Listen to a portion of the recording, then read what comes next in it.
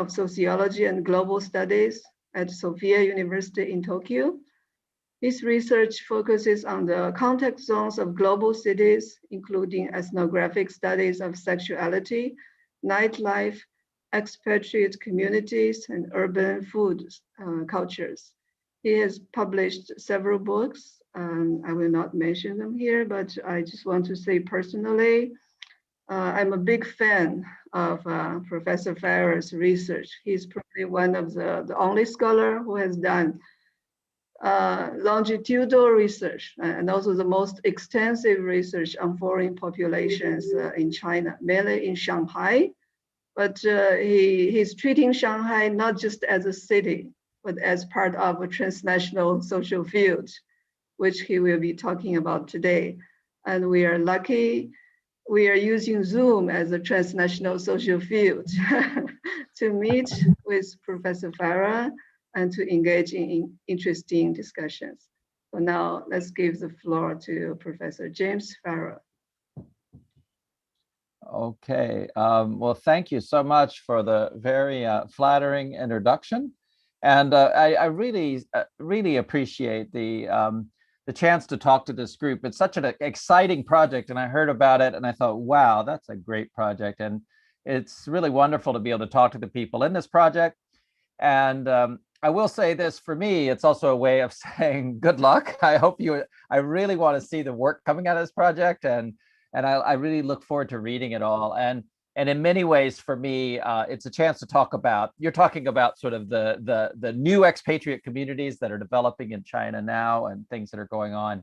And in many ways, I'm talking about the period before. So I look at my work right now as sort of recent history in a way. So it's sort of also a way maybe of providing some foreground for what you all are doing. I have a PowerPoint and I'll share that. So I'm going to be talking about my research in a very broad way today. I hope that's useful for everybody. It's based largely on this book that I published just a couple of years ago called the International Migrants in China's Global City, which was the title that Routledge put on it. And my original title was The New Shanghailanders, which is a very local Shanghai title. And a lot of my work is really based in Shanghai, as you mentioned. So this book is out there, and a lot of what I'm talking about today is kind of in the book and in a few other articles, and I'll reference those at the very end of the talk for those folks who are interested in knowing where they can find some of this. So this was a longitudinal qualitative study, and in many ways it was many overlapping studies. And for this book, I sort of aggregate these different data sets, so it becomes a really large qualitative data set, but it remains qualitative and not quantitative. I'm not able to use this data to generate any type of even really good descriptive statistics, but it focused on Western expatriates in Shanghai, and it also focused then also on the Chinese people who interact with Western expatriates in Shanghai. So it wasn't my concept of this expatriate community. And I think this is probably quite different from many people who've studied expatriates. It includes all the sort of the world of Chinese people who are interacting with them on a daily basis, especially their spouses and co-workers, but their intimate partners in particular. So the informants included many Americans, also many PRC Chinese, and there was also a subset of research interviews on Japanese people, which I did not actually include in the book, and I could talk about if anyone had any questions, but it just was a very different population. I might get back to that in future work. There was a lot of participant observation involved in this because it overlapped with another project on Shanghai nightlife, which I worked on another book on. And so there was a huge amount of research in bars and clubs, these sort of social mixers that expatriates organize in the city, networking events, and different types of interactions in the city that changed over the course of this work, since I started out as a very young person in the early 90s. And I followed many people from the period in which we were all sort of university age people to now where many people's children are going off to university. So it really is, I followed some of these folks from their 20s into their 50s, I guess, be one way of looking at it. So it's really is about the meanings people attribute to their experiences. So I think ethnography is a focus on meaning. And as Cresswell said, mobility without meaning is simply movement. Now, I try to use, I'll talk a bit about the theoretical framework here. So the question really, I think at a theoretical level, is how does spatial mobility relate to field mobility? That's what I want to really be asking in this project. And I think it involves, in first of all, a social fields perspective. But I think that many people in this project that I'm addressing today are also using a social fields perspective that leans very heavily on the work of Pierre Bourdieu. I personally lean much more on the work of Flickstein and McAdam and their sort of institutional approach to fields that looks more fields as a set of social actors that are created who are not necessarily, so it's a more institutionally focused notion of the field and more specific to particular endeavors, I would say. The ideas also relate then to mobility in a very general sense. Now, the question then is, how does spatial and field mobility explain migrant mobility choices and a sense of belonging? That was really the question in the book. So people move in space and they move inside of a field. And mobility always includes both. In other words, when you move from one place to another, you're of course moving in space, but you're also situating yourselves in different social fields, and you might even be crossing into new types of social fields. And so migrants can tend in their lives, as we do, as non-migrants do as well, in different types of social fields. And these fields involve competition and cooperation. These can be social fields, economic fields, cultural fields, sexual fields, and they can be very specific. They don't have to be at such a general level. So these are very general concepts here. And one thing about mobility is mobility changes people's orientations. And this is something I think that I think really I lean very heavily on Flickstein and McAdam's work, that fields not only provide people with resources and describe the resources you have, but fields also ascribe motives to you. So when you come into a field, say as an English teacher in Shanghai, and this is the new field of English education, you don't really know what you're doing. You don't know what resources you have, but you also don't know exactly what your goals are. And the field will provide you with a set of goals and motives, as well as resources and positions. And so people have capital when they come into a field, but we really need to look at the field itself as the organizing principle of analysis. So the field becomes the principle of analysis, not capital. I think my own sense of folks who do Bourdieusian migration studies, which is a lot of people, often focus on capital, but I think we need to focus equally on the field. So I wanted just briefly to address race, since I knew that's the theme of this group here and what everyone's doing. So I think racialized bodies are a kind of field-specific symbolic capital. Race is embodied symbolic capital, and it differs depending on the kind of field that you're in. And these fields can be very specific. So I'll just take 3 examples from my own research in Shanghai.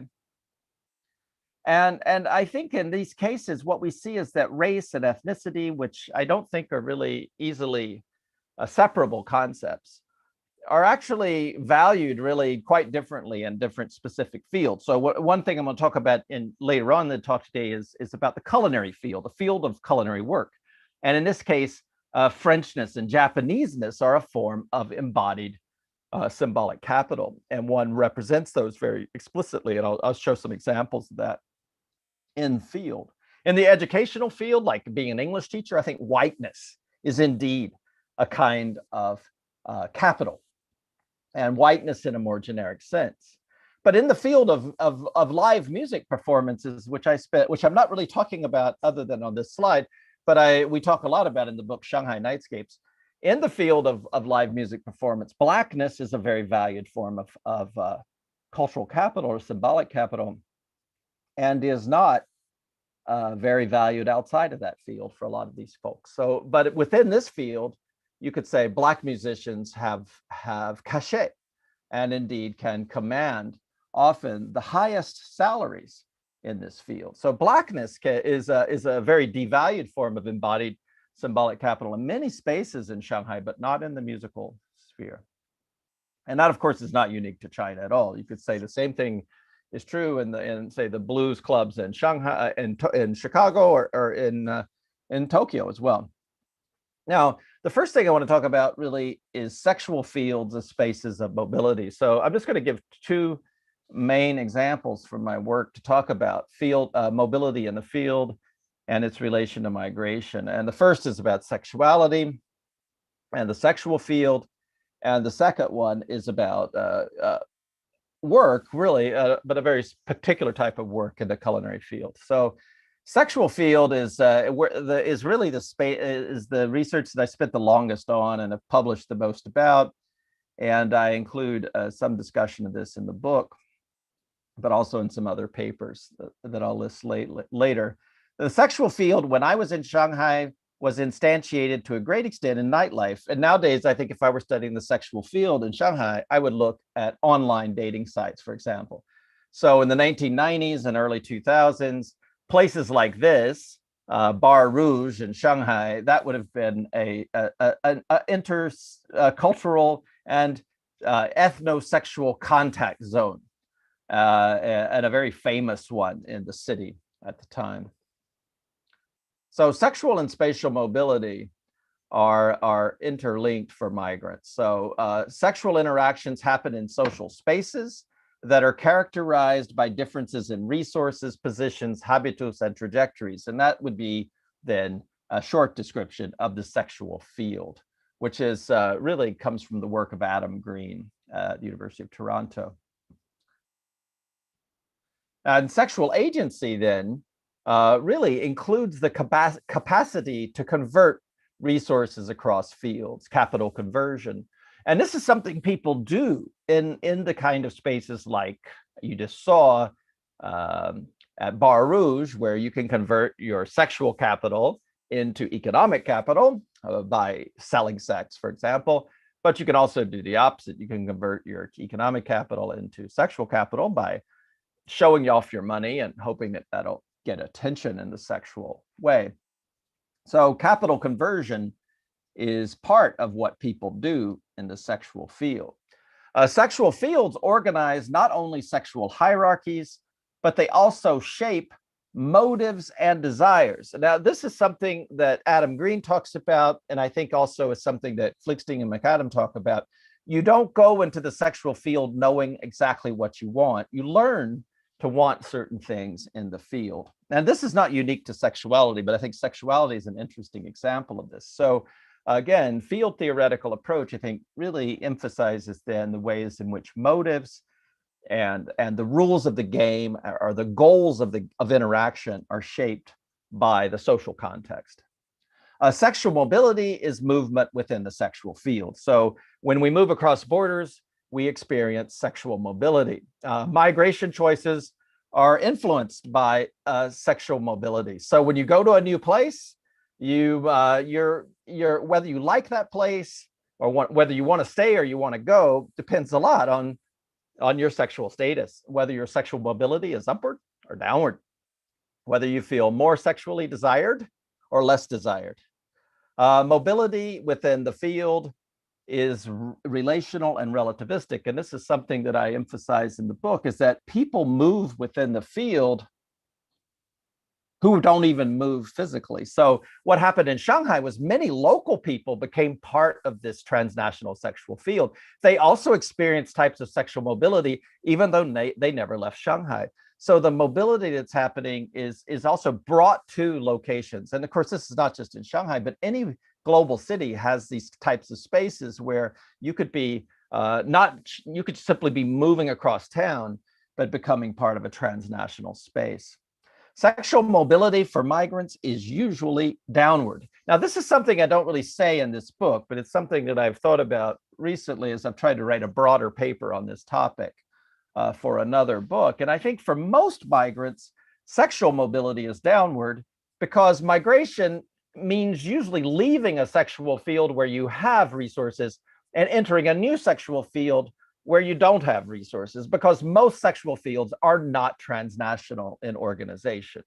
So something like the world of expatriates in Shanghai is rather unusual because it's a transnational sexual field. But I would say for most people, when you leave your comfort zone, you're also leaving the zone in which you know how to act sexually, in which you have sexual status. It's not always the case. Sometimes people do experience sexual upward mobility as migrants. But for many, many migrants, I think, desexualization is part of the problem. So when people move to Europe from, say, Syria, they often experience desexualization as refugees or asylum seekers. And so I think this is a big problem, especially for people in that category. So I want to talk about then the ways in which my informants experience sexuality in Shanghai. So the first thing is this is a long quote, and I talk about this case in the book. But what it is, it's a man talking about when he first arrived in China in the 1980s. He says he just wasn't interested in Chinese women. And I found this really to be an interesting quote, because by the late 1990s, when I was talking to men, I never heard this sort of statement. I never heard a man say, oh, I went to China, I just wasn't interested in Chinese women. They weren't attractive, and it wasn't possible to date anyone. But this was his point, is that in the 1980s, it was a very difficult. There was no transnational sexual space. There was no ethnosexual contact zone like the Bar Rouge. And in fact, Shanghai was a very unfriendly place, or Beijing for that matter, for foreigners. And so foreigners tended to date each other. And through this, actually, he didn't even find Chinese women all that desirable. Now, later on, he becomes very interested in Chinese women. So it wasn't particularly a personal status, a personal fixation on his part, because he actually, in a sense, changed his mind or changed his orientation or changed his sort of desires or his sexual habitus, to use Adam Green's terminology, to suit the new sexual field that unfolded in the time he was there, since he arrived in the early 80s and stayed all the way for the next 30 years and ended up marrying a Chinese woman, in fact. So the point is that when this transnational sexual field shapes people's desires, and it didn't exist in the 1980s, this sexual field really emerges, I think, in the 1990s. And it's partly emerges on the Chinese side, not just on the foreign side. So I think we have to look at what was happening in Chinese popular culture, for example. In the early 90s, you have all of these books that emerged, this kind of literature about transnational romance. And I think these books are quite quaint. Now, this is before the internet, of course. So you can see the titles, 你的金发我的黑眼, and then 柏林情人. So, and then 我的夏威之恋, and 我到德国做新娘. So you can read all of these if you read Chinese, of course, and you can see that they're quite, they're all stories of Chinese women marrying foreign men, essentially, or dating them. And this kind of story then, I think, becomes more mainstream in the 1990s, and there's a sort of broad legitimation and in a sense, glorification of this type of romance in the 90s in particular. And you see then a sort of peaking of international marriage. These statistics are probably not as simple as they look. I mean, certainly this includes a lot of people who are not Westerners, and Chinese includes a lot of Japanese in particular. But you can see overall an increase in the number of international marriages. You can also see the gender the ratios, that it's mostly Chinese women and foreign men, right? And so in the early 2000s, the numbers were quite high, and briefly there was a sort of peak in which I think it reached close to, say, 3% of Shanghai marriages. It's always a small scale phenomenon, but given how few foreigners there were in China, it was a period in which I think Western men had a lot of sexual capital, which brings us to this next slide. So it says, sex does not bring as many foreigners to China as does money, but it does nonetheless. And so this is published in the early 2000s. This was the period in which I was doing a lot of research on nightlife in Shanghai, and this story was just typical. Men felt like, wow, I come to China and I'm hugely popular.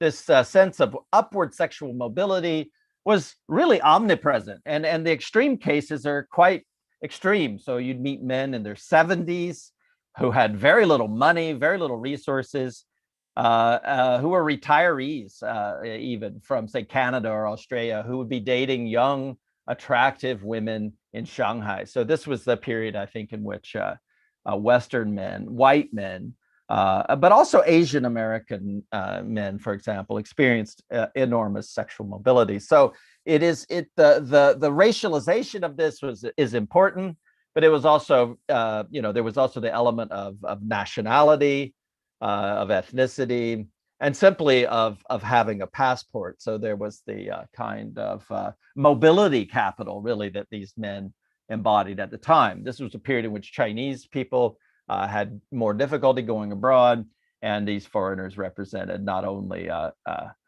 financial, economic capital, but mobility capital.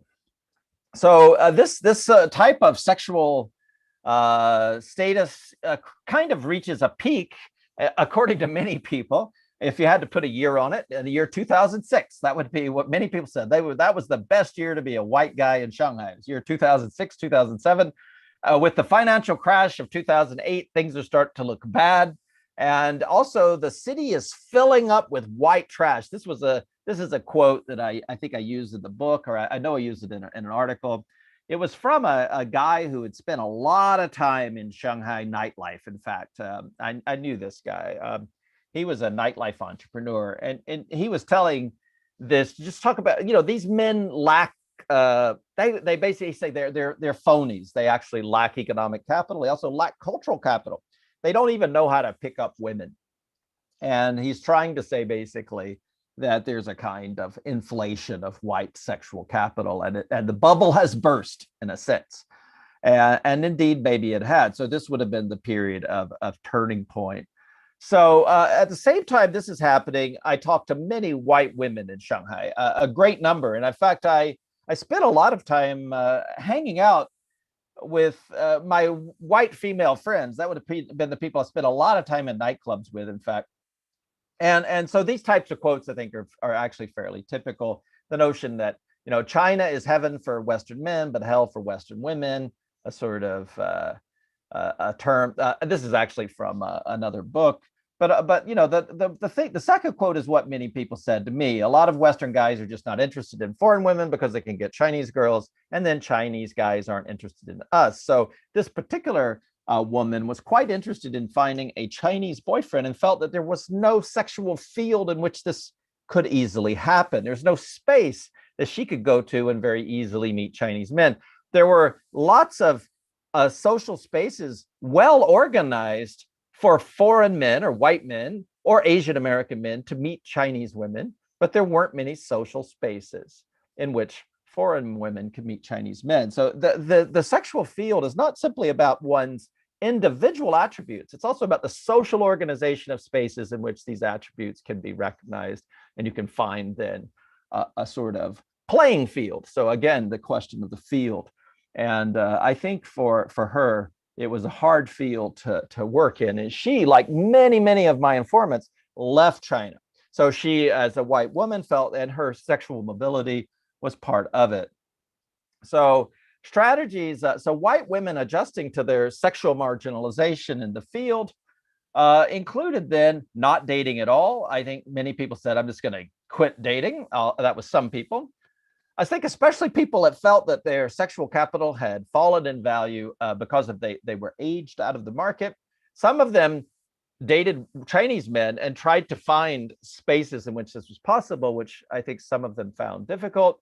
Some of the women with resources, and this included many women who I spent a lot of time with, traveled abroad to meet foreign men. And this can include long-term relationships and also very short-term relationships. So people even engaged in something akin to, say, sex tourism by going to like a Morocco or Bali, where they felt they were more sexually desirable. So I think this type of sexual mobility strategy, you could talk about it in many places. There's other examples around the world, but this is the kind of, I think men and women experienced very different sexual mobility. So white men, say from the United States, would come to Shanghai and experience upward sexual mobility, and white women would experience sexual marginalization. But that's not the end of the story, because people then engage in many strategies to find a new position in life. People are not passive in the sexual field. People are quite active in solving their problems. So I'm going to move on then to the culinary field. And I guess in some ways, this talk is sort of about food and sex, sort of two things people like. During COVID, I guess it's difficult to find both of these.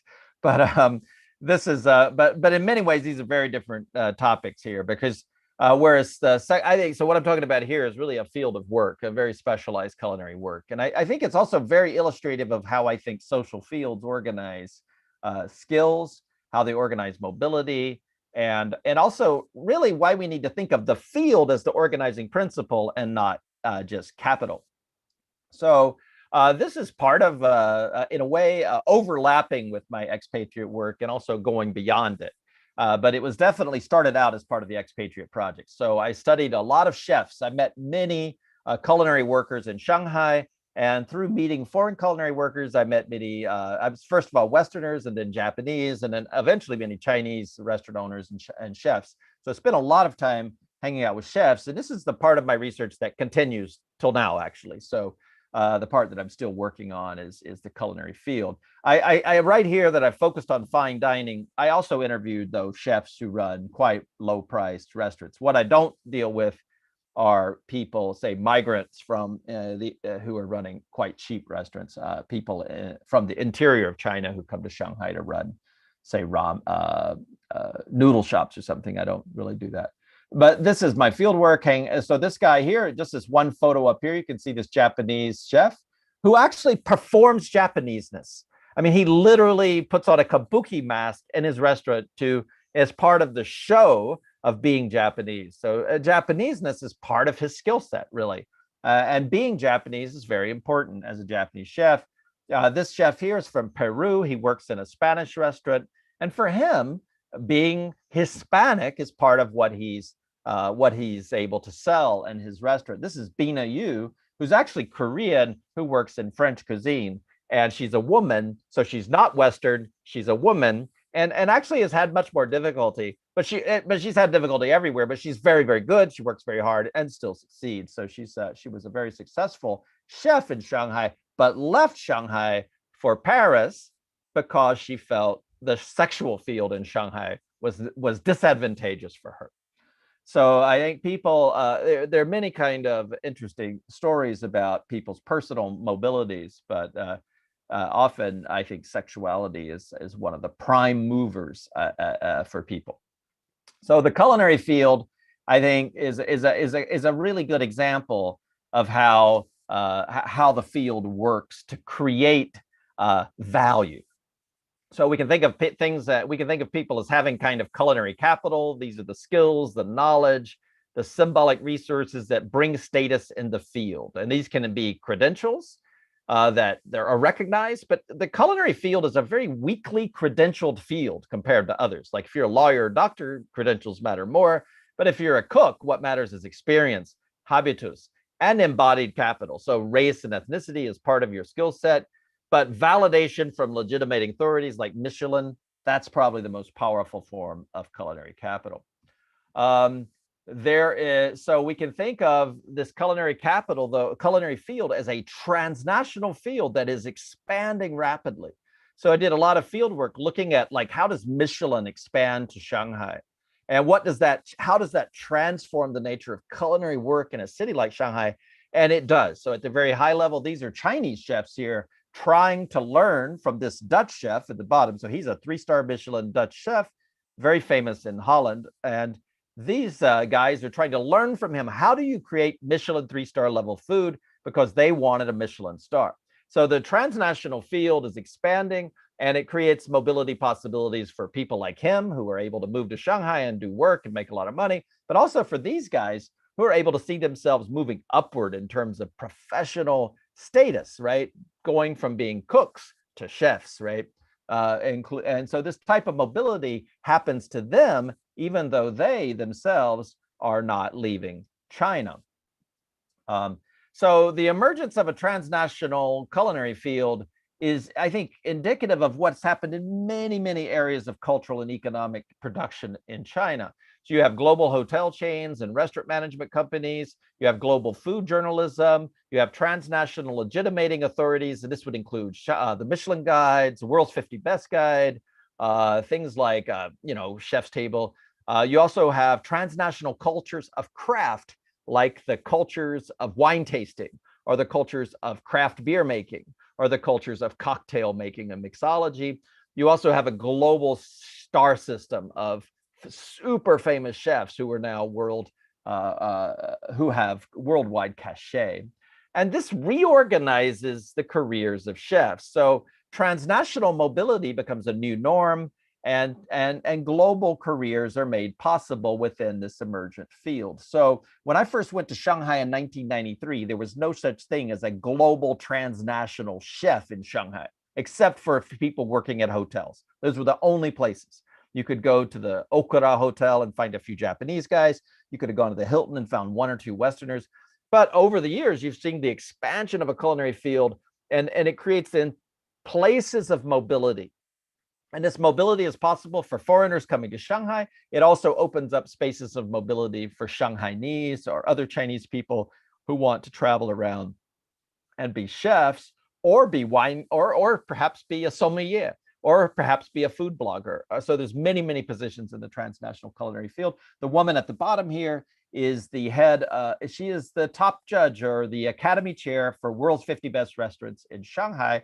And so she was a food journalist who's a migrant, comes to Shanghai, and now she's a globe-trotting, food authority whose culinary capital derived from her experience in Shanghai. And this guy's another Dutch chef, another Dutch guy who works in a Spanish restaurant, and she is a Chinese sake sommelier who's been trained in sake production. So there's many ways in which one enters this transnational culinary field. Shanghai becomes a node in a network of global food cities.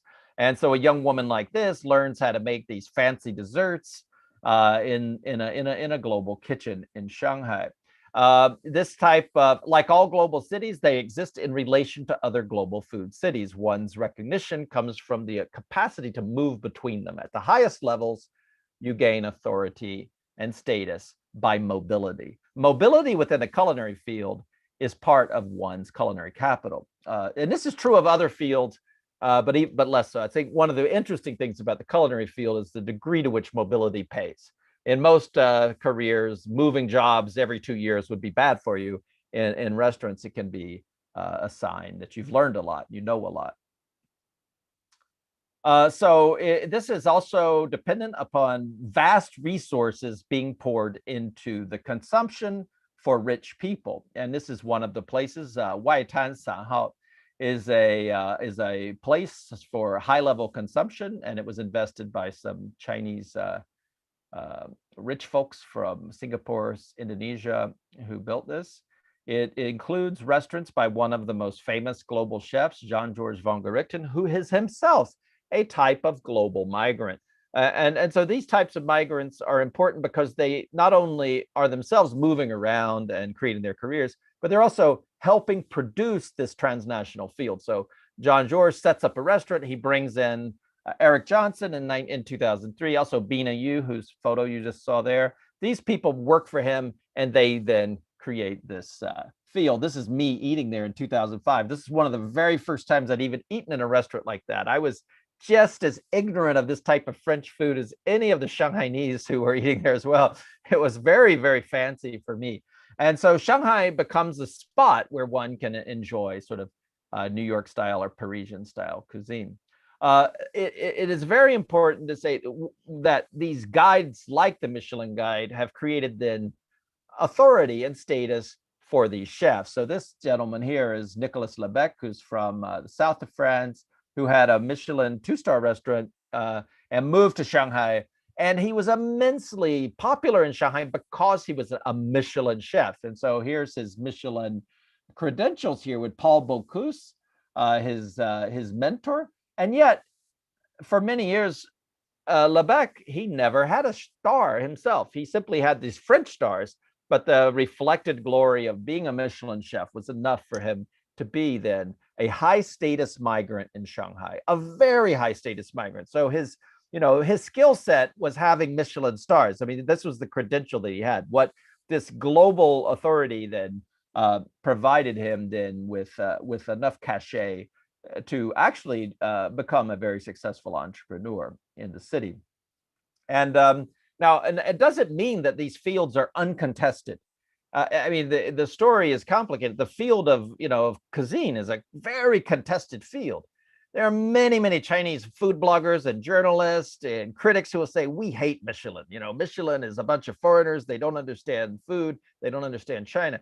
But nonetheless, the field is constituted through this argumentation and the attention that people get within it. So, people may hate Michelin, but they like the stars.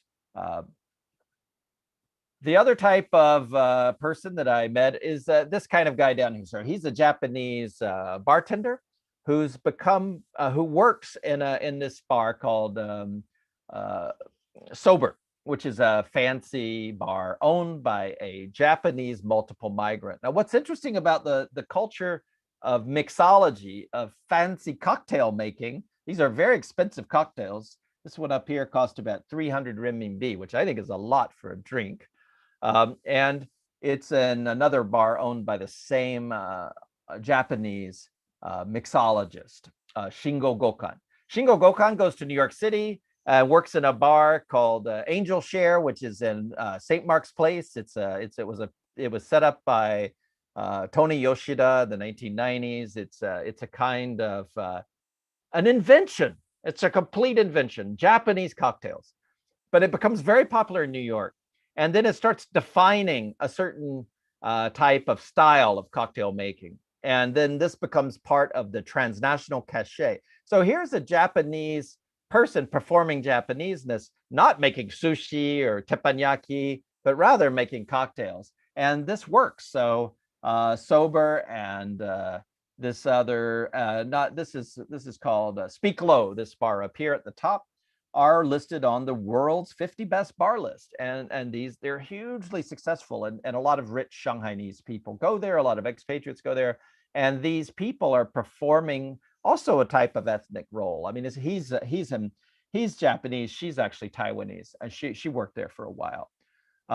Women often find this type of transnational mobility in the culinary field very disorienting because of all the harassment they have to take in these cities. So I think that's an interesting story. But I did meet quite a few women coming to Shanghai nonetheless. So if we think about then what this means, I think that Shanghai, by becoming that, we're thinking about sort of the mobility in Shanghai and what's happening in Shanghai, and Shanghai as a global city. And this would also be true of I think Shenzhen or Beijing, is that its connectivity also produces structures of mobility. So it produces opportunity structures for migrants. This is how migrants can still make it in the global city. I mean, China is an extremely competitive labor market. I mean, it's very, very hard for a foreigner to have an advantage in a place like China. There's many talented Chinese people, but the structures of a global city provide these kind of pathways. Some of them are created through food corporations like John George von Gerichten's restaurant group, or Matsushita Nobu's restaurant group. These large transnational fine dining companies, or perhaps the Hilton Hotel Company or something like that. There's also entrepreneurship, and these people sometimes fall out of the corporate path and start their own restaurants. And that then produces they can be successful. And I've met many people that made a lot of money doing that.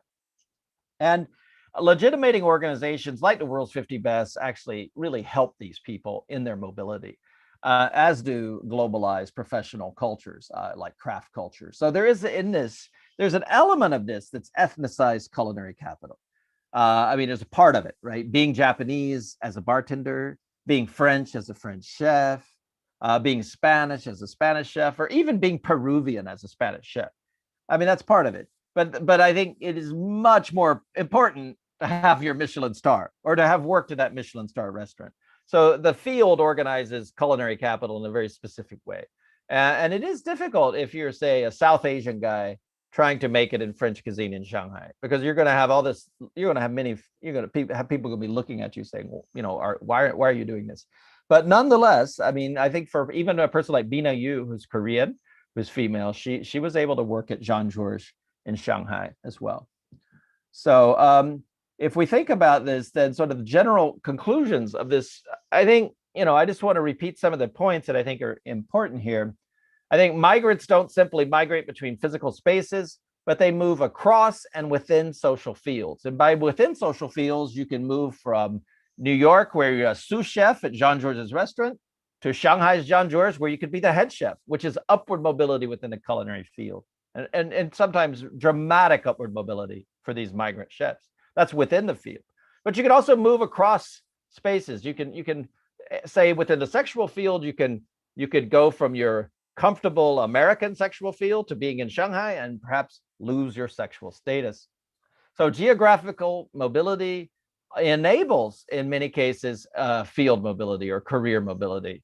But one of the other things that I want to emphasize is that mobility, we should think of mobility as not just simply the movement of people, but the movement of the field itself.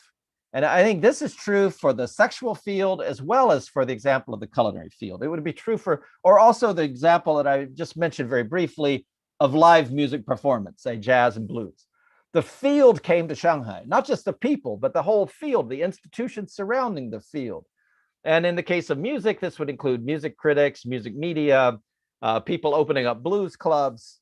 It involves many, many different actors, institutional actors on a large scale, and institutional actors on a smaller scale, and then individual actors within that. So there's many, many types of actors. That's why I think the institutional view of this is important, including the culinary field, where you have institutions like hotel management companies, food management companies, the global suppliers who supply these things, for example.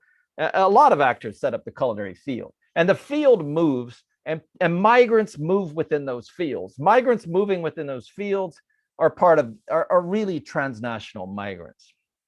And as fields change, new positions and opportunities emerge within them.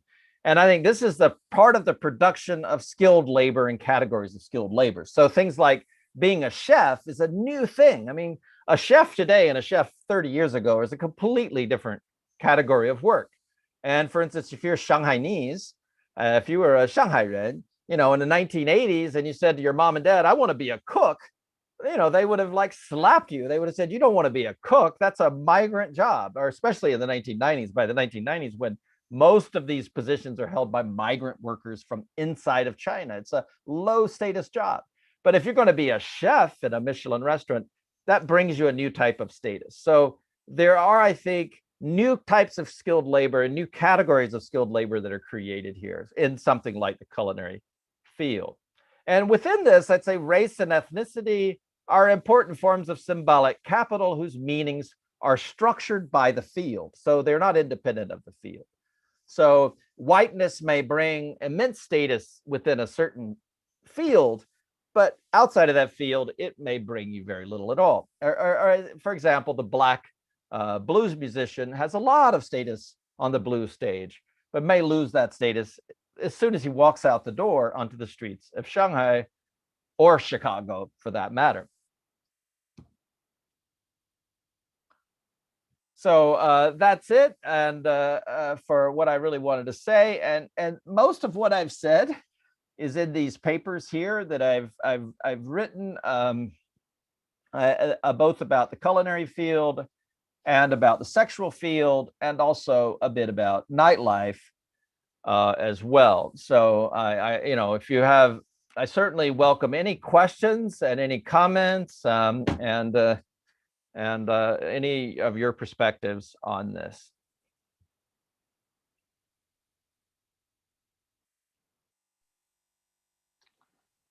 Well, thank you so much, Professor Farrer, for a fascinating talk. Now we are open for questions. Anyone who want to ask a question, you can type a Q in the chat box, and we will call your name to ask a question. Chuan, Ho Chuan. Sorry. Hi, That James. okay. Yeah. Hi. Nice to see you. And nice Oh, to, Chuan. I know Chuan. I met you in Singapore, right? right. Yeah. Well, it's nice to see you. Well, I'm now based in Duisburg in Germany. But thank you, James, for the fascinating talk. I really enjoyed it. And I also learned a lot, and I like the way that you are trying to somehow tease out a lot of theoretical insights by comparing the sexual fields and the culinary field. And I want to ask about one of the last notions that you mentioned about the mobility of the field itself. So you are saying about like, okay, so now the field move and all the institutions surrounding that field also move. That is very clear in the culinary field that you have shown. So I want to actually ask about, so how does a sexual field actually move?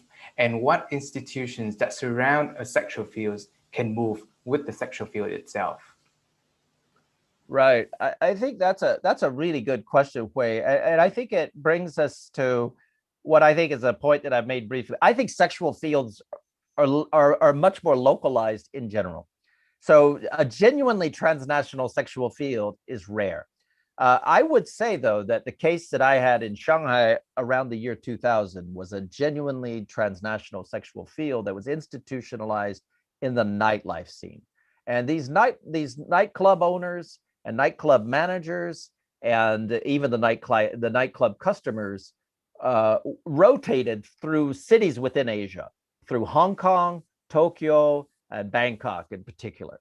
And you would hear stories continually of the same three cities or same 4 or 5 cities. And so there was, I think, the institution that in which this field was located was quite narrow. It was the bar scene and the clubbing scene. And the clubbing scene really shaped people's expectations of what you would do. It was phenomenally foreign to people to walk into one of these nightclubs in the 1990s because they sort of worked according to Western rules. But over time, the clubbing scene in Shanghai became very localized. So by by 2015, I think a Westerner walking to a Shanghai nightclub is like, what is this? This is a totally different type of space, right? So I think that the institutionalization of sexual fields is weak in general. Yeah. And the legitimating authorities are more local and national, often national governments, right? With things like rules about what you can and cannot do.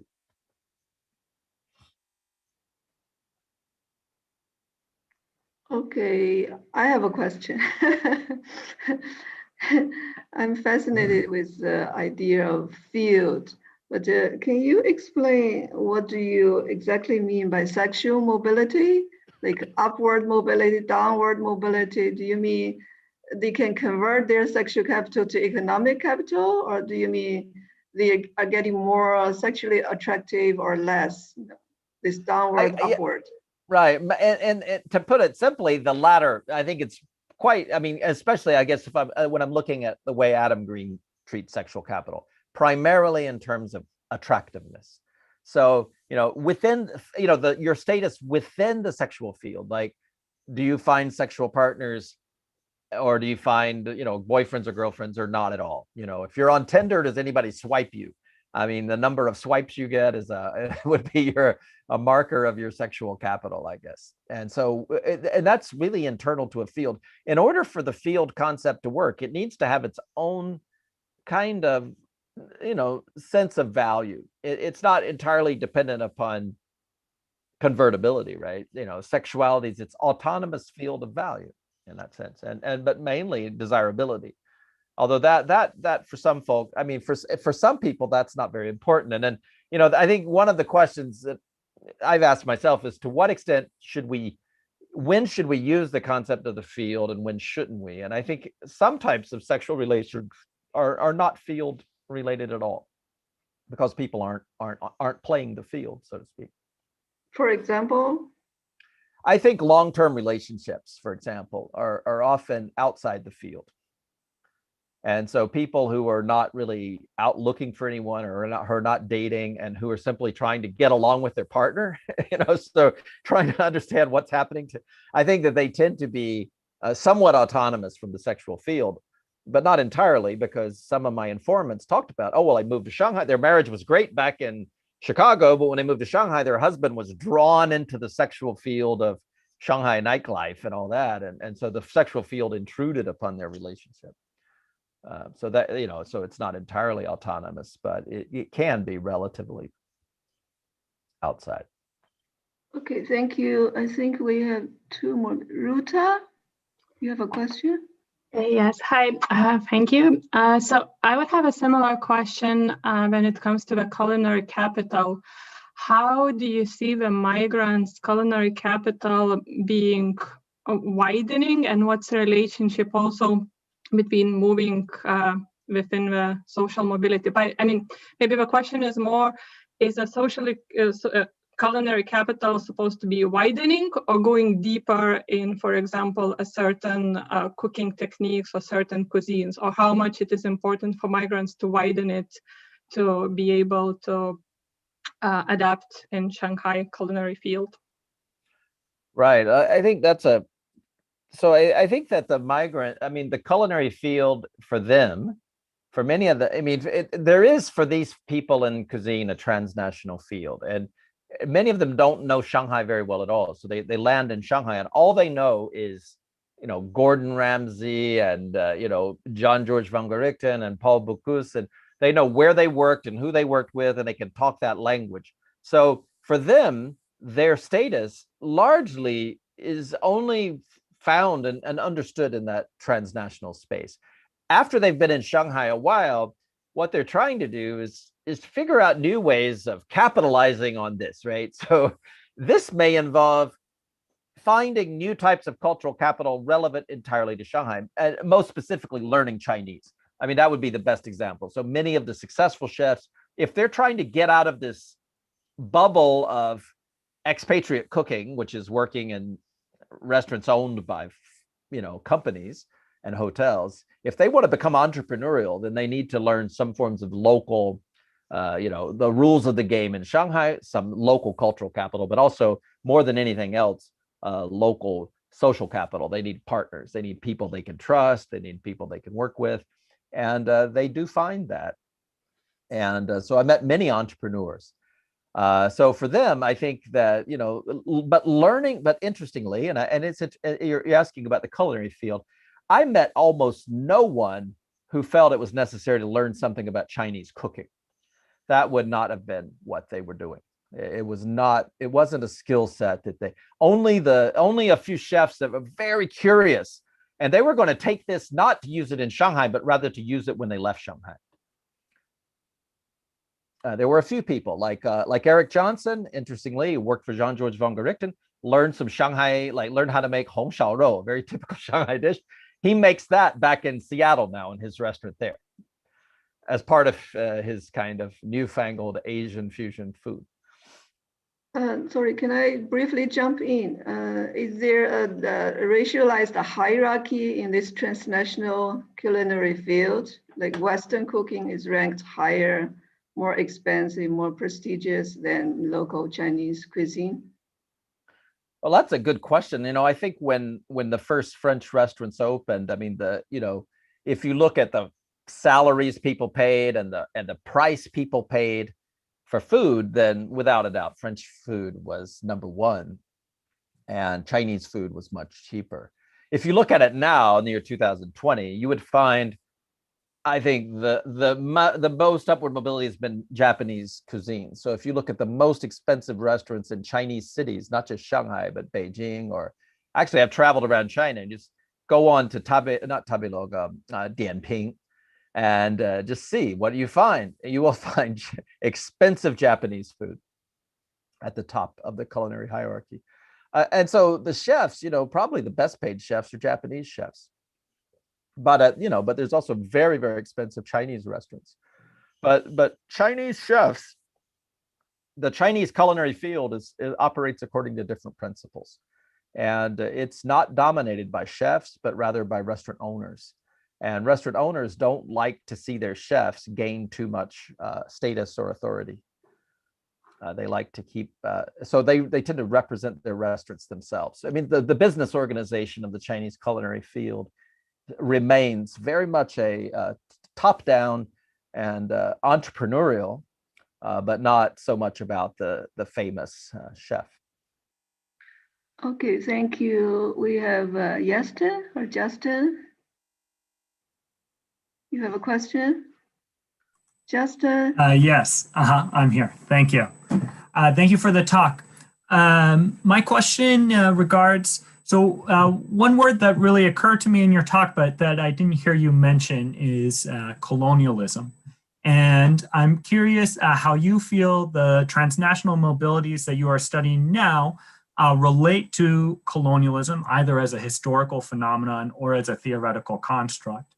And I'm thinking particularly, I mean, you mentioned that in your opinion, migrants usually have downward sexual mobilities.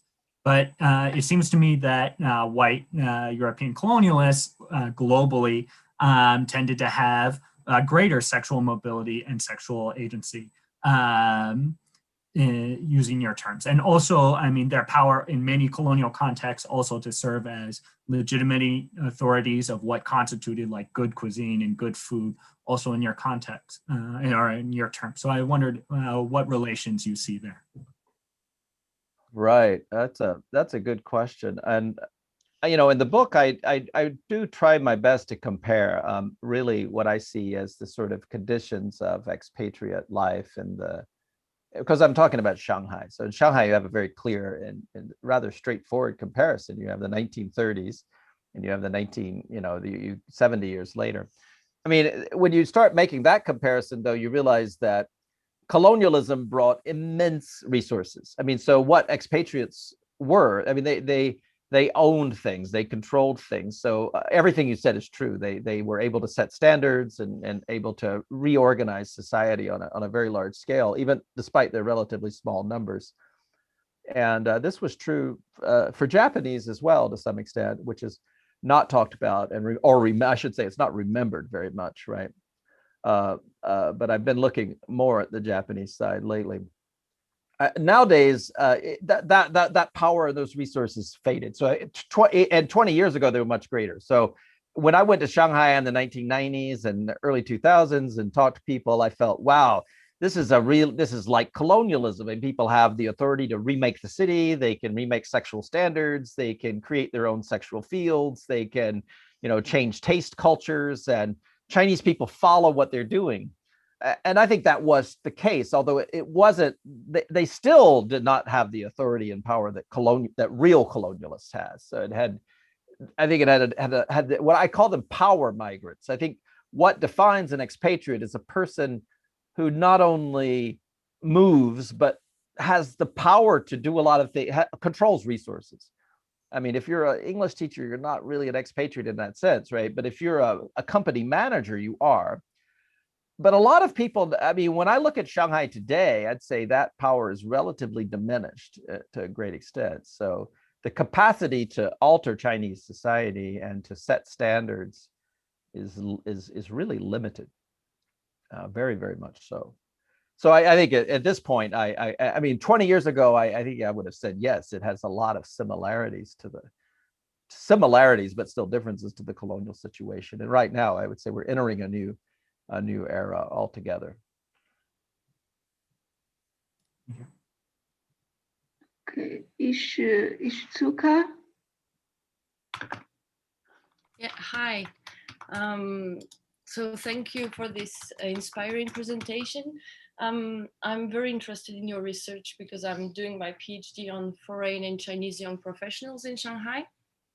And the quote you shared from an American man in the 80s was very interesting to me because in the last couple of years, some new arrivals to Shanghai from France have told me that they actually do not find Chinese women attractive. So in light of this, I was wondering if the American man's comment could not be read maybe as an indication that desires do not pre-exist mobility, but are shaped in Shanghai, rather than a sign of a sexual transnational field that would have not had that had not yet emerged at that time. And following up on this question, I was wondering if you could tell us a bit more on the background of these American migrants. So did you have a chance to know more about their life, maybe back in the US, like what kind of city they grew up and their level of education? Thank you. Yeah. Right. Well, I agree with what you said about what this was that the transnational sexual field had not emerged, and or if you want to use a different concept altogether, which I mean, there wasn't a sort of subculture of or a space in which these people could find like-minded individuals. I think to some extent, when I think about your French friends now, I wonder, just watching what's going on in China now, I wonder if it's not exactly the same thing, because I think in many ways, the transnational sexual field that I'm talking about has shrunk enormously because, the Chinese clubbing scene is just not very friendly to foreigners, and the Chinese dating scene is not very interesting to foreigners as well. So I mean, because are interested in. So it's the, so for a while in around the year 2000, I think if you went clubbing, you very likely walk into a place in which you were part of this transnational sphere, and now you'd have to look for that. But I'm not sure. I mean, it's an interesting question, how people's desires are shaped. And it's not only, I don't know if field theory is going to explain all of that. As to your second question about tracing these people, I mean, some of the, I spent a lot of time on this, and some of these people I know really, really well, honestly, and I know. I would say that a lot of them are educated, university educated. They're people with credentials, and those credentials mattered, especially in the visa regime, right? And getting, the kind of visas they needed to get, and getting the kind of jobs they needed to get. So I think that a lot of times and this is true of migrants in general, there's certain types of cultural capital that travel well, and they're not many of them, and they're actually very predictable. They're university degrees from, either North American or Western European universities, and that's it. And that's what most of these people had. And the people that didn't have those things had a very difficult time in China establishing themselves. So I would say, for the most part, what mattered in their background was exactly that they had this global credential.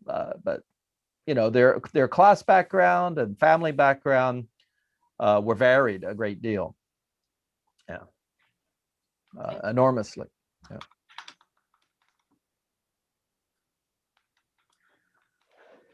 Okay, Willie Sear has a question.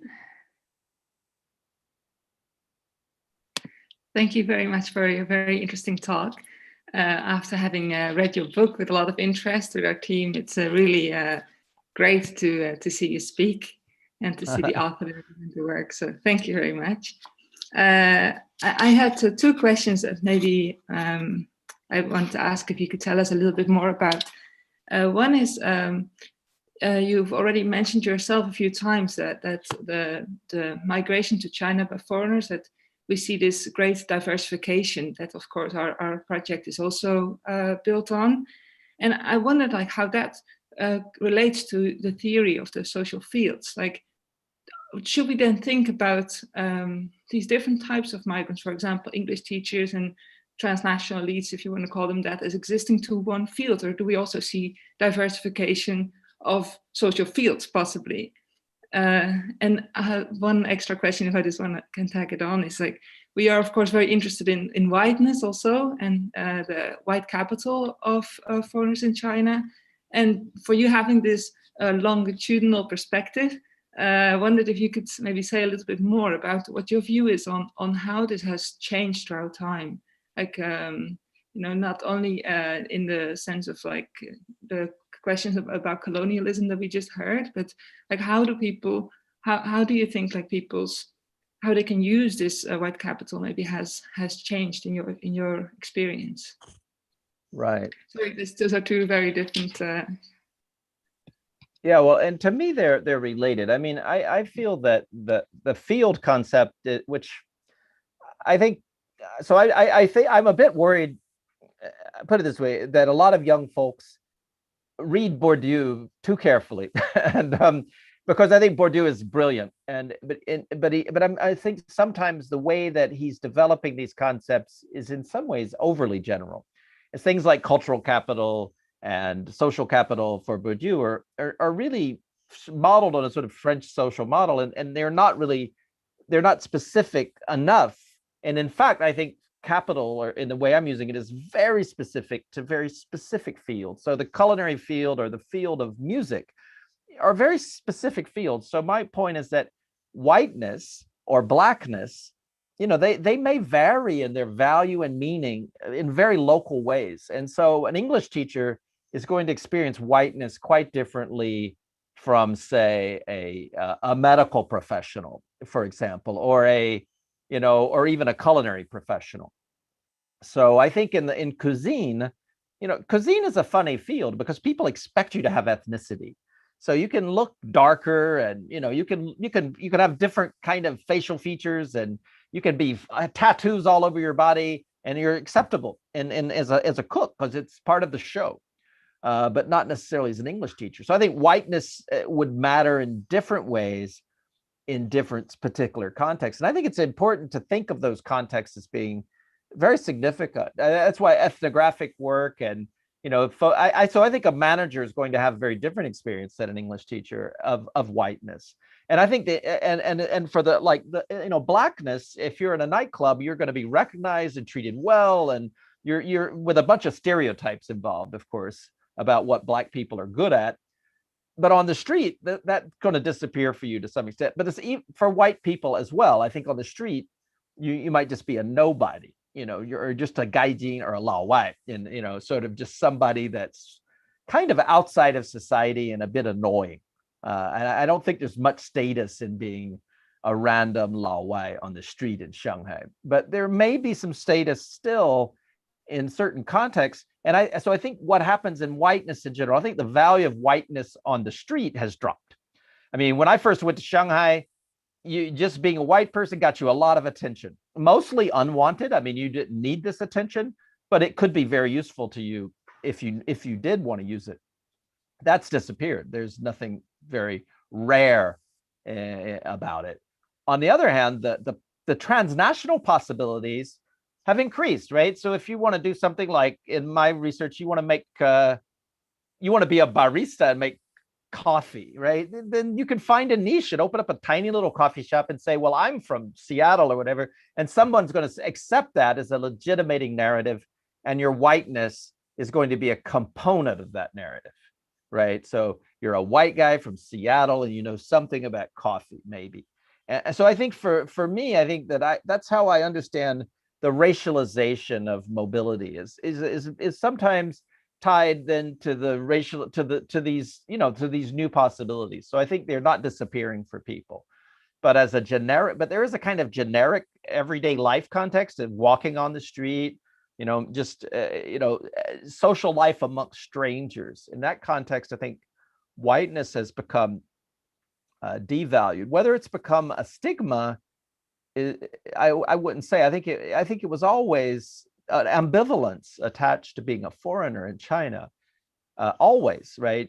Whether it was the early 1990s or now, it's not always a good thing to be a foreigner. I'd say it was good until it wasn't. So even back then, if one had conflicts with strangers, usually it was you were seen, you had a disadvantage as a foreigner to have a public, say, altercation in China. So I think whiteness has never been entirely a good thing for people. There's always an element of stigma associated with being a foreigner, or mistrust, and that element of things. I wonder, when we're thinking about it, is if it hasn't diminished to some extent. So, the sort of, the ordinariness of being a foreigner maybe has taken over a bit, right? So I mean, I remember in the past, if you had dispute, say, over a bicycle accident that was quite traumatic in Shanghai, because then, you're immediately considered to be at fault. I wonder if that would be true today. It seems maybe one would simply be treated as an ordinary clumsy bicyclist. I'm not sure if I answered your question. I think it's a very interesting question, but my more specific answer is that I would look at the context in which these things are happening. Okay, thank you. We have Meryl. Meryl has a question. Hi, thank you first of all for the very interesting lecture. My question is, so when you answered Justin's question, you said that you identify expatriates as our migrants in Shanghai, but that currently their power has greatly diminished compared to many years before. What would you say currently identifies expatriates, or characterizes who is seen as an expatriate in Shanghai? And second part of the question, also based on your longitudinal research, how has this image or this distinction between an expatriate and a migrant changed over time? Right. That's a good, it's interesting. So I would say that expatriates still exist. I think there's still powerful people who work for powerful organizations, and they have the same qualities that these expatriates had in the past to some extent. They're able to live in compounds and they're able to send their children to the expatriate schools, and they're able to kind of structure their lives in a way that other people can't. But they're diminished in number, perhaps. I think that then how do you label all these other people? So I think that's important. What are these other people? When I thought about it, I always would, for most of my recent life, I've moved back and forth between Shanghai and Tokyo as both East Asian global cities, and often been quite bemused at the difference in status that the difference. I think that basically Tokyo's expatriate community is confined to one neighborhood in central Tokyo, Minatoku, near Roppongi and all that. And I think Shanghai is headed in that direction too. There's a small group of expatriates, and then there's everybody else. And they're just foreigners who live in the city, and they are migrants, a special category of migrant. And I don't know if and in Shanghai, so for example, in Tokyo, we never use that word expatriate to talk about ourselves at all, right? I mean, we're just, because I live in the fringes of the city in a Japanese neighborhood, I think that's what's happening in China too, that there's still a category of expatriates who are the corporate types who live in compounds, perhaps, and are associated with expatriate institutions, which are companies, embassies, schools, right? Things like that. But everybody else is just a different type of migrant. And what does it mean to be white? Well, I think there's a kind of political meaning to it. In Tokyo, that's sort of positive, because there's sort of this sense that Japan wants to be part of the West. But I wonder about China right now, as China sees itself as rising and becoming more of a global leader, as to what whiteness is going to mean to people there. I think it's a fascinating question, but I'm not sure that we know I think it must be changing, is what I'm guessing. Yeah. So I think your research is great. I really want to know the answer, but I think that my guess is things are changing quite a bit. Okay, we have one more person, Jill Heasy. Yes, thanks. I would just want to ask, what's the relationship between the forms of capital that you mentioned and more everyday skills, and especially language? So Chinese, English, Japanese, for example, the chef who doesn't need to know to master Chinese cuisine, does that entail also something about the language performed through the racialized identity? Because I would sense sometimes there might be some tension between the racial identity and the linguistic skills in everyday situations. So I was just wondering about this. Well, one of the things that that Fligstein and McAdam emphasize in their book on social fields So if you like Field's concept, I like their book. They emphasize this thing called social skill, which I remember going to a conference and gosh, I forget, it was Neil Flickstein's wife who said she hated this idea. So she really didn't like it, but she's also a very famous sociologist. His name is slipping my mind. But and the reason she doesn't like the idea is because it's so vague, but I actually liked it because I like the way that it captures exactly the kind of thing you're talking about. So yes, a guy has some culinary capital. He comes over there with his Michelin stars, or she does, and knows something about French cooking or Japanese cooking. But the skill set that's going to turn that person into a player in the business is the capacity to say learn some Chinese and to play the game of basically trying to transfer the skill set into the local situation and in a sense move between different spheres or different fields. You've got the field of rarefied French cooking, and then you've got a very local field of entrepreneurship that's only rough, just that overlaps with that only. It just touches upon it, right? But the people that I have met who make money and have become entrepreneurs are very skillful at learning some Chinese. They don't necessarily, they're rarely all that fluent. They're sort of kitchen Chinese plus, I would say. But it's enough because they're very skillful at negotiating those situations and persuading people that they respect the culture, that they like Chinese food, and all that sort of thing. So they don't learn to cook Chinese food, but they learn to like Chinese food. And when Chinese people ask them, what kind of food do you like to eat? They know what to say. So I think these sorts of social skills are very, very important for all sets of migrants.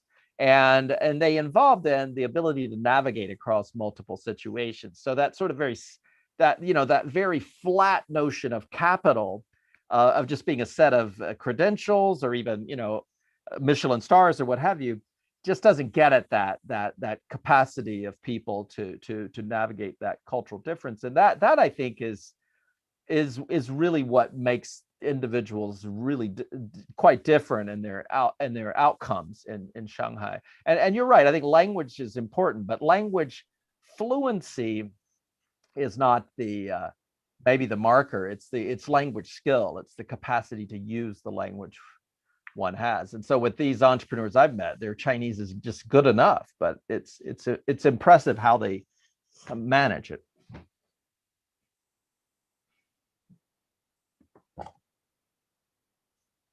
Any other questions? Time-wise, maybe one more question. Christina. Yeah, hello. Nice to meet you. I'm Christina. I'm from the China White Project.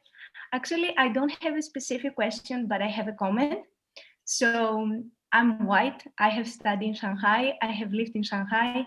I have been to all the places that you show us today. So I know. And my research also is about entrepreneurship in Shanghai. So a new thing that I noticed through my research is that there are many Western entrepreneurs that now they come to Shanghai, but without to have the knowledge to cook food, but they bring their whiteness. For example, they open Greek restaurants in order to succeed making souvlaki, or they open a Mexican restaurant and they make paella, but specifically they don't know how to make it. So they believe that they're going to succeed because they're white and because they bring the capital from home to China. But the things that I saw, it's like after 6 months, their businesses couldn't succeed and they shut down the restaurants. So I'm also wondering, because you mentioned that there is a mobility not only of the people, but the mobility of the field itself. So I'm wondering from your perspective, what do you think about this? So I'm bringing back to today. Right. Well, that's really fascinating. Yeah, I've met a lot of people like that too. It used to be possible. So I think one thing is maybe 10 years ago, I met people like that who succeeded because the market was just so ripe for foreign food, right? And that judgment that they made, like just being Greek is good enough, was probably true around the year 2005, say. That's actually more than 10 years ago. So it's a lot longer than that. I think that, so I think that they, there's a period. So I think whiteness or Greekness or Mexicanness, it has some value, and but it's a very minor thing. And so, the people that I interviewed and spent a lot of time with, they always laugh at people like that because they, they lack the larger set of resources that experience in cuisine and the culinary world brings. A restaurant business is brutally difficult in every society. I mean, everybody fails in the restaurant business. In fact, all the people I showed you, they've all failed at least at one or two restaurants before they succeed, right? So, but there's a whole set of skills that they've collected on the way, right? And they know how to recover, and they have social capital to get money, get more people to give them money, and all that sort of thing. And these people who lack that are going to fail, right?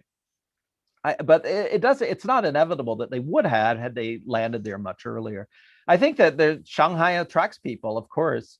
I think it's an interesting thing. I think it's something I find quite fascinating about the place, and then a lot of those people used to be very successful. I'm sure some of them still are, but it isn't just white people that do that sort of thing. So I've met Japanese people that have done that as well. Also, and it's not just China. I've seen like Japanese people go to Europe and think I can run a Japanese restaurant, and they can't. So it's not always. But there is that restaurants are the entry point for a lot of people.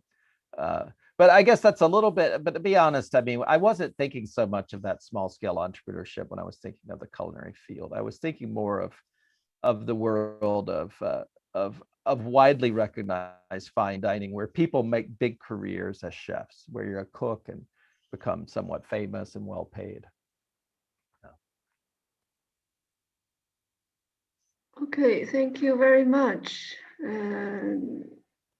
Any further question? No? Okay, If I I think, may? yeah. Yeah, just one small question. So James, you talked about the linkage between spatial mobility and field mobility, and you said in the case of sexual field, sometimes spatial mobilities for most of the migrants result in downward sexual mobility. Is there a case in which spatial mobilities would result in downward culinary mobility? Because the way that you talk about your case, most of them experience upward culinary mobility when they move. So is there a case that like the other ways around happen? Oh yeah. I think you'd experience. I think a lot of Chinese chefs who are very well trained moved to the United States and experienced just terrible downward mobility. They found themselves unable to capitalize on their skill, and because Chinese food was seen as cheap food. So even if you had the skill set, you couldn't capitalize on it. Even though, of course, you could still get a job cooking, but it was hard to get a job cooking expensive Chinese food in the U.S. I think that, so I think people moving to Shanghai and losing their culinary skills or not having them recognized I can't think of really good examples, but that I'm sure they exist. I mean, food is always a working class occupation. There's only a few people that are really making good money. Most people are really scraping by in the food business. James, are you okay with answering one more question? I guess one more. Yeah, sure. Why not? Yeah, Irene. Irene has a question. Irene? Yes, hello. Thank you for the talk and for organizing this activity. I just want to make a short comment following what Christina has presented, and it's about this saturation of the market also in Shanghai and the change of the meaning of winenesses, that I also found this Spanish or Greek or Italian who used the culinary field to make this upward mobility within China. And when they found that it's not working, I found some cases that they use special mobility within China changing to smaller cities or smaller towns. So here within China, we can see how the spatial mobility will bring also this idea to make an upward social mobility with the culinary field. So it's interesting to see how also Shanghai is within other cities in China, and how these winenesses or culinary field also are context related within China. So this is more comment. Thank you. Right. I love that story. I think you see that all the time as people move. We've watched it a lot with Japanese cuisine. It eventually is sort of an ethnic cultural capital, right? And being able to cook. I'll leave you though with, I mean, one of the things I'm working on is a very large scale project on the globalization of Japanese food. And when we see people in Vietnamese migrants in Germany, or Fujian or Wenzhou migrants in, say, North Carolina, or it's ethnic capital that allows you to make Japanese food in a small North Carolina town, or say in Duisburg, running a restaurant as a Vietnamese or Chinese. And it is ethnic capital, but it doesn't bring much status, and it doesn't bring much money. And I wonder if in the long run, that's exactly what happens to the Italian folks out in Sichuan or wherever they end up. I mean, yes, there's some status in very narrowly in the culinary field, but it's not a very high-paid job, right? I mean, it's a job, but it's not very glorious. Okay, thank you so much, James, for a wonderful talk and for taking time to answer all our questions. All right, well, thank you. It was such a great bunch of questions, and I'm so excited about your project. It's such a great project, and I really want to read all the papers that come out of it, because it'll all these things I don't know, all this research I'll never do, and I'm really happy to hear that there's so many people out there doing it. So it's great. Sounds like you all are learning a lot, so it'll be a lot of fun to see what happens. Yeah, we'll be in touch very soon. Yes. Okay. Oh yeah, and also next week, right? Yeah, I will send you an email very soon. All right, okay, great. Okay, good. All right, Thank see you soon then. All right, bye-bye. Thank you. Bye-bye. Thank you for taking part in the conference.